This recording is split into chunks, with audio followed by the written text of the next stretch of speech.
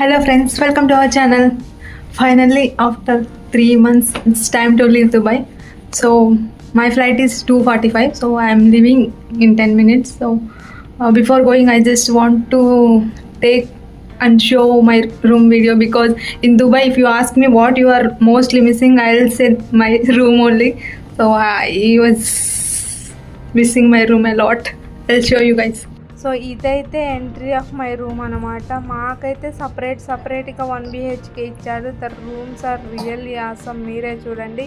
ఇదైతే కిచెన్ అయితే చాలా బాగుంటుంది. ఈ చిన్న ప్లేస్లోనే అన్నీ ఉన్నాయి. వాషింగ్ మెషిన్, ఫ్రిడ్జ్ అయితే నేను ఎక్కడ ఉందని కూడా చూడలేదు. మీరు చూసినట్టయితే అక్కడ ఓవెన్ కూడా ఉంది. అన్నీ ఉన్నాయి. చాలా చిన్న ప్లేస్లోనే అన్నీ ఆర్గనైజ్డ్గా డిజైన్ చేశారు. నాకైతే ఈ రూమ్ చాలా నచ్చింది.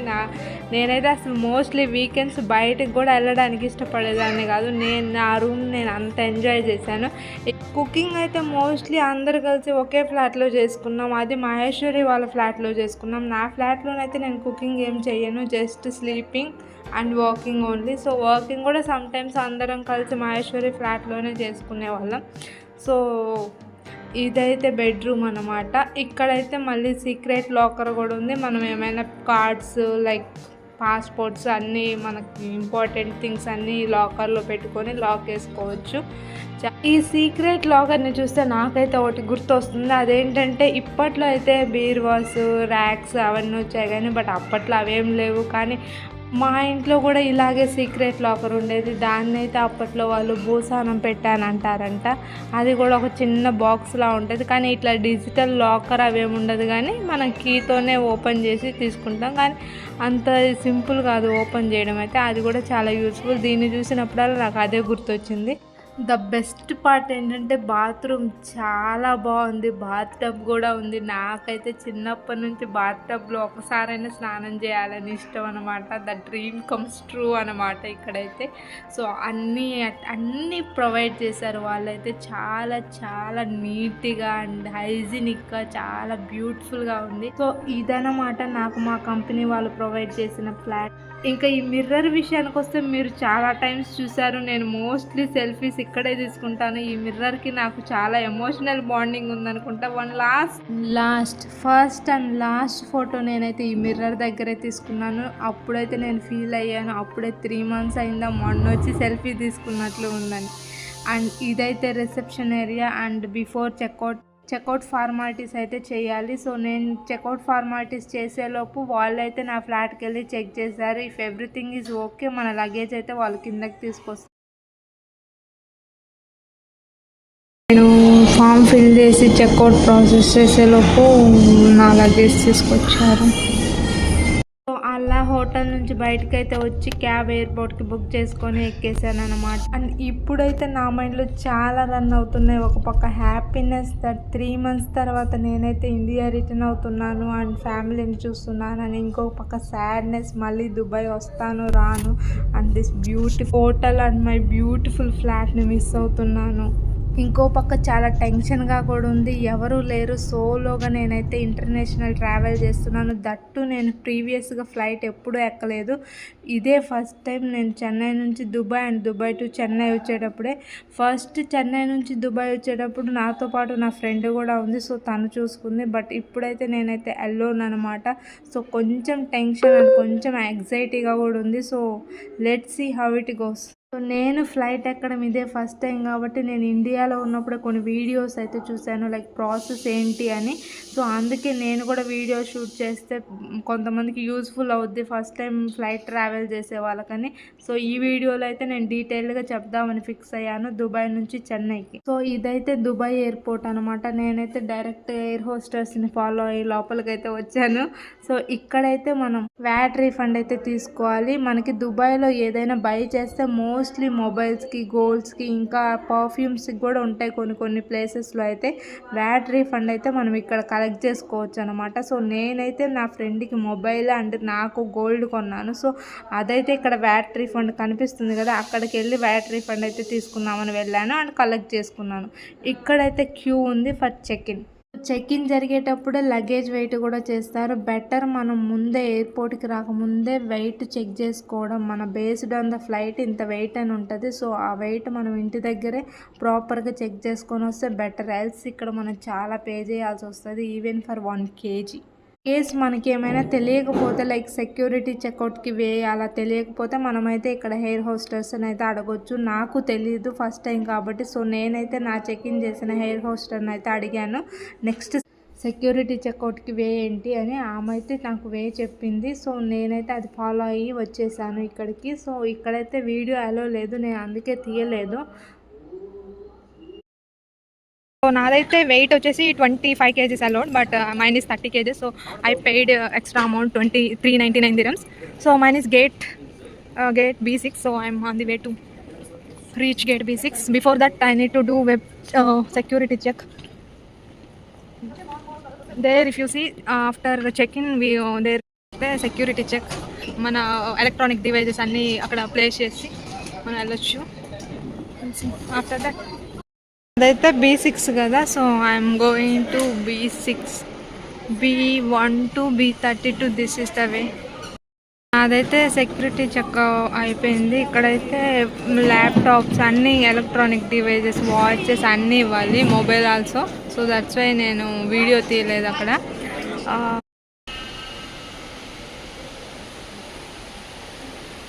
ఐ గెస్ ఇక్కడ కూడా వ్యాట్ రీఫండ్ చేయొచ్చు అనుకుంటా, బట్ నేను ఎంట్రన్స్లోనే తీసుకున్నా.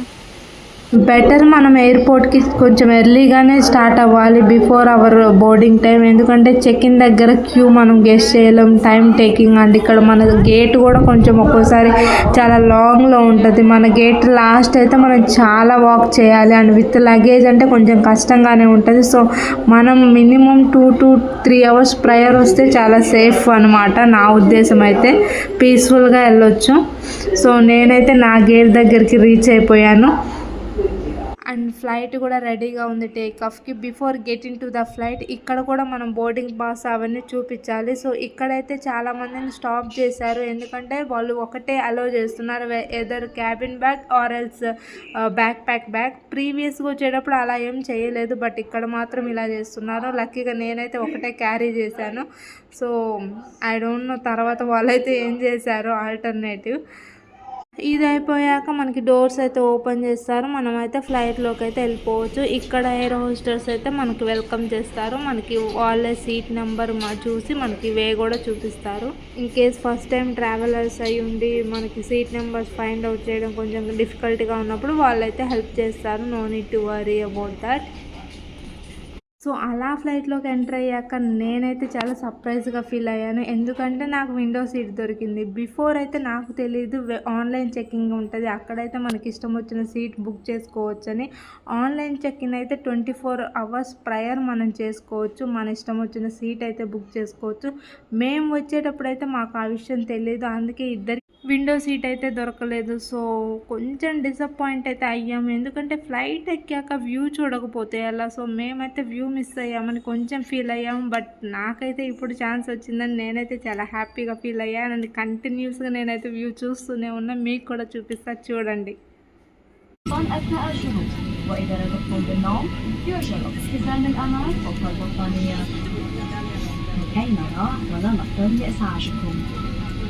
If you're holding an infant, well, lean forward with your arms tucked under your legs, like this.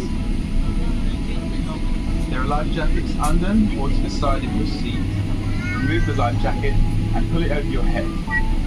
Bring a tape around your waist, fasten at the front. Pull firmly to make sure it's secure. Only inflate your life jacket at the door when you're leaving the aircraft. So flight అయితే fly అవుతుంది. అలా last time దుబాయ్ని మొత్తం చూసి, Dubai వ్యూని చూసి, and last time Burj Khalifa చూశాను అనమాట. And పైన నుంచి దుబాయ్ వ్యూ ఇంకా చాలా బాగుంది.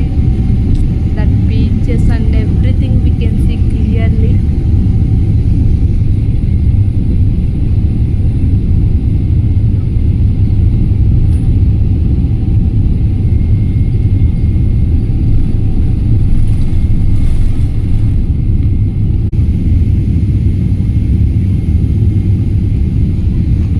And see the clouds. నేనైతే రీల్స్లో చూశాను అండ్ ఇప్పుడు రియల్గా చూస్తున్నాను. It was really beautiful experience.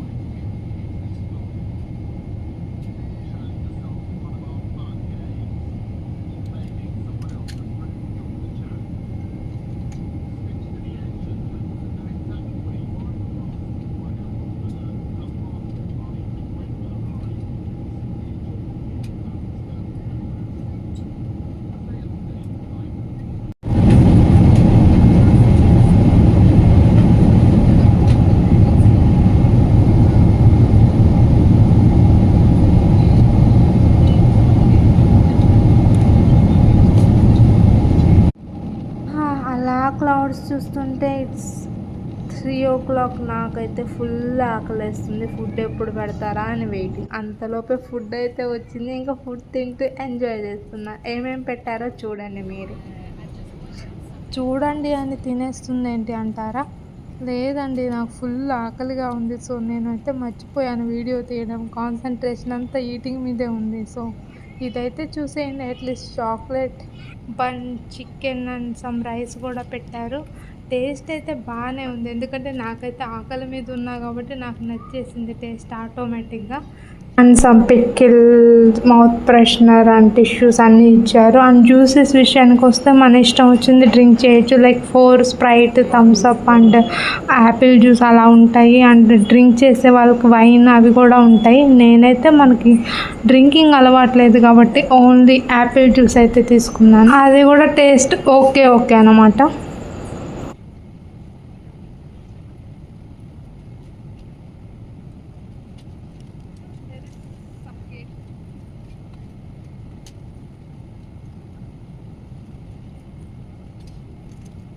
So అలా లంచ్ కంప్లీట్ అయ్యేసరికి కాఫీ, టీ వచ్చాయి. నేనైతే కాఫీ ఆఫర్ చేశాను. చూడండి మిల్క్ ఇక్కడ ఎంత క్యూట్గా ఉందో చిన్న దాంట్లో.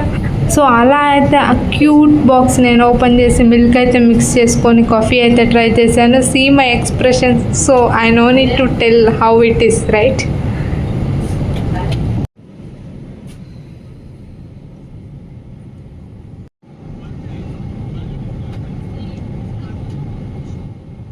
అలా లంచ్, కాఫీ అయిపోయేలోపే మనం చెన్నైకి రీచ్ అయ్యాము ఆల్మోస్ట్. సో నైట్ వ్యూ ఎలా ఉందని వ్యూ చూద్దామనేసరికి it was wow awesome view కదా. సో మీరు కూడా చూసేయండి క్లియర్గా.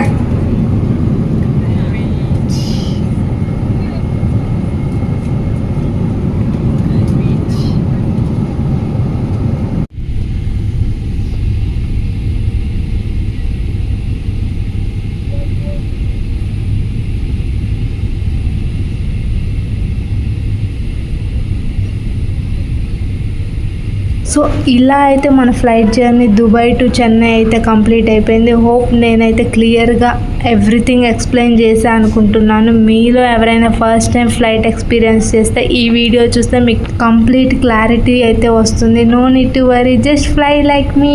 By bye, see you in the next video. Subscribe చేసుకోవడం మర్చిపోవద్దే. Please do like, share and subscribe.